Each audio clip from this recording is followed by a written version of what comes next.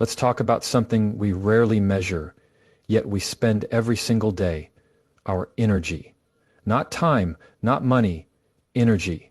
It's the invisible currency we use to show up, speak up, work, react, explain, defend, worry, and wonder. Every text you overthink, every argument you entertain, every mental loop you run about something outside your control, that's all energy being spent. And here's the kicker: you don't get refunds. And that's it. And you just said it. I mean, it's like when you focus on yourself, you're not being selfish, you're being strategic. You're learning how to invest that currency wisely, where it actually compounds in your own growth, your peace of mind, your purpose. Because too often, we give away our power piece by piece, by reacting to opinions, by chasing people who don't value us, by explaining ourselves to those who've already made up their minds. That's energy you'll never get back. We live in a world that constantly pushes us to look outward. Social media, peer pressure, comparison culture. It all feeds this habit of external validation. We think, what will they think if I say this? Or why hasn't this person acknowledged me yet? Or how do I prove I'm enough? But here's the truth. If your sense of worth depends on their response, then your power belongs to them, and they don't always deserve it. Focusing on yourself means pulling your attention inward where it belongs. It means asking better questions. Instead of, why are they treating me this way? You start asking, why am I allowing this in my space? Instead of, why don't they see my value? You ask, have I been showing up for myself the way I expect others to? That's where real change begins, not in controlling the external, but in mastering the internal. Now, let's get psychological for a moment. The human brain has a default mode network. It kicks in when we're not focused on the task at hand. That's when the mind starts wandering, reflecting, ruminating. And when we're not intentional, it defaults toward other people, what they said, what they did, what they might be thinking. And that loop, it's addictive, because our brain craves resolution. It wants answers. But in chasing those answers, we trade away the present moment, and with it, our clarity, our peace, and our focus.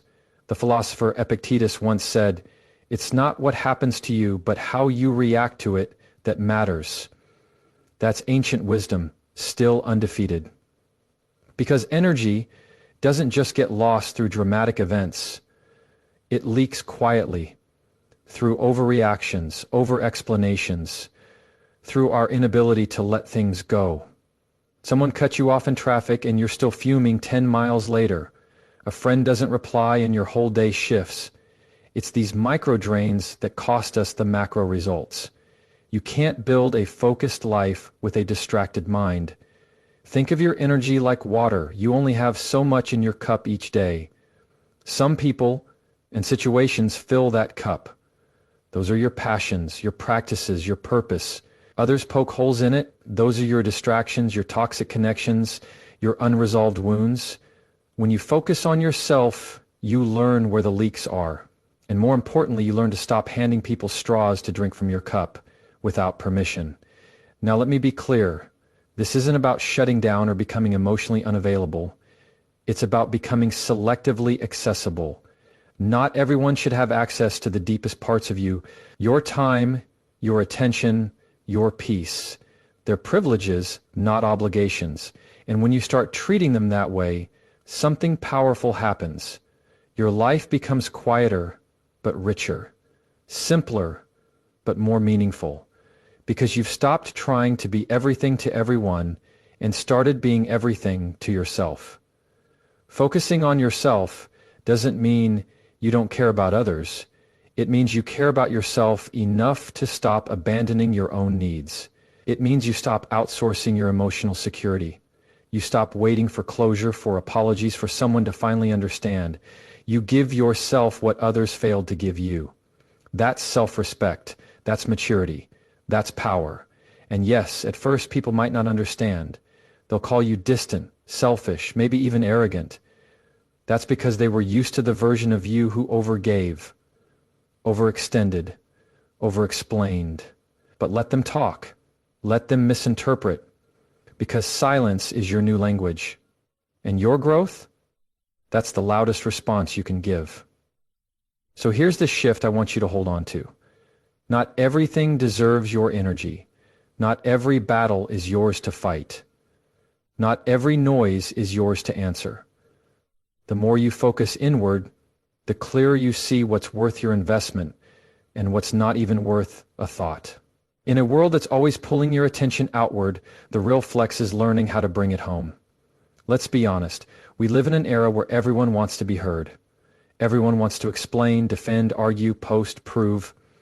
There's a pressure to always have a response, to speak your piece, to set the record straight. But sometimes, the most powerful thing you can do, the strongest move you can make, is to say nothing at all. Because silence is a skill. And it's not passive, it's intentional. When you focus on yourself, you start to realize that not every situation deserves your voice.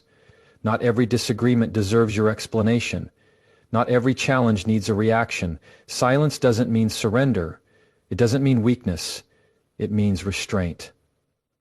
And restraint is the hallmark of emotional maturity. See, when we're constantly reacting to everything and everyone, what we're really doing is handing over control.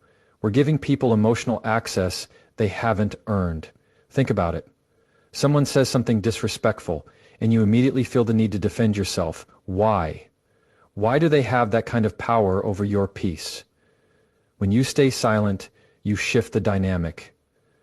You're no longer playing their game. You're not stepping into the chaos they're trying to pull you into. Instead, you're centered. You're choosing your response, not being driven by your reaction. That's what it means to focus inward. That's what it means to reclaim control. And let's talk psychology for a second. The amygdala, the brain's threat detection center, is quick to fire when it feels provoked. That's the part of you that wants to react right away, to clap back, to respond emotionally. But your prefrontal cortex, the part responsible for higher reasoning and judgment, takes longer to kick in. Silence is that space between stimulus and response. It's that pause where you reclaim your ability to think, to choose, to lead yourself wisely. It's in that pause that strength is built. Philosophically speaking, silence is a mirror. When you stop speaking, you start seeing. You begin to observe how people move, what they reveal, without even realizing it. When you're quiet, you're not distracted by your own words. You're tuned in. You're no longer trying to control how you're perceived. You're paying attention to how the world really works. And that awareness, that clarity, it's a gift most people never receive because they're too busy trying to be loud. Now, let me be clear. Silence isn't about shutting down or avoiding hard conversations. It's about elevating your communication. It's about choosing when your voice adds value and when it only adds noise, because sometimes your silence is louder than any words you could say. It speaks of discernment, of inner calm, of self-respect. And that kind of silence, it disrupts everything. People expect you to react. They expect you to fight back. When you don't, it confuses them. It exposes their own noise. And most importantly, it shows them that you've outgrown the need to be understood by everyone. Focusing on yourself means you're not trying to win arguments anymore. You're trying to win your peace. You're not trying to be right in their eyes. You're trying to be aligned with yourself. There's a big difference. And once you feel the freedom of not explaining yourself every time someone misunderstands you, you'll never go back. Because silence says, I know who I am, and I don't need you to validate it. And let's go deeper. Silence is not just the absence of noise, it's the presence of power. When you stop broadcasting every move, every opinion, every next step, you create mystery. You create space. And in that space, growth happens. Real, deep, quiet growth. the kind that doesn't need to be posted, shared, or praised. You see, too often we confuse visibility with progress. Just because something is loud doesn't mean it's strong, and just because something is silent doesn't mean it's weak. Some of the most transformative moments in your life will happen in silence, when no one is watching, when no one is clapping, when you're just sitting with yourself doing the work. When you focus on yourself, you realize that you don't owe anyone access to your mind just because they demand a response. You learn to value your inner world more than their